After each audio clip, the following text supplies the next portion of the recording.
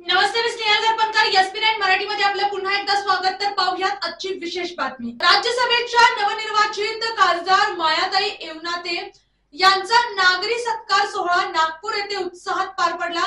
या कार्यक्रमाला मुख्यमंत्री देवेंद्र फडणवीस आणि केंद्रीय रस्ते वाहतूक व महामार्ग मंत्री नितीन गडकरी प्रमुख पाहुणे म्हणून उपस्थित होते. तर पाहूयात आजची सविस्तर बातमी.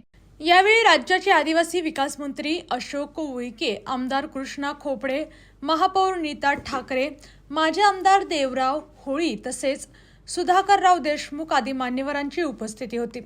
मुख्यमंत्री देवेंद्र फडणवीस यांनी आपल्या भाषणात सांगितले की आदिवासी बांधवांना शिक्षण आणि रोजगाराच्या क्षेत्रात मोठ्या प्रमाणावर संधी उपलब्ध होत आहेत.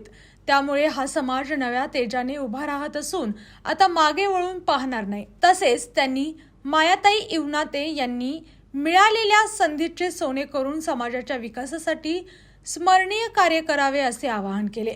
केंद्रीय मंत्री नितीन गडकरी यांनीही आदिवासी समाजाच्या झपाट्याने होत असलेल्या प्रगतीचा उल्लेख करत समाजाला दिशा देण्याचे कार्य मायाताईंसारख्या नेतृत्वाने करणे गरजेचे आहे. असा समाज त्यांच्याकडे मोठ्या अपेक्षेने पाहत आहे असे मत व्यक्त केले.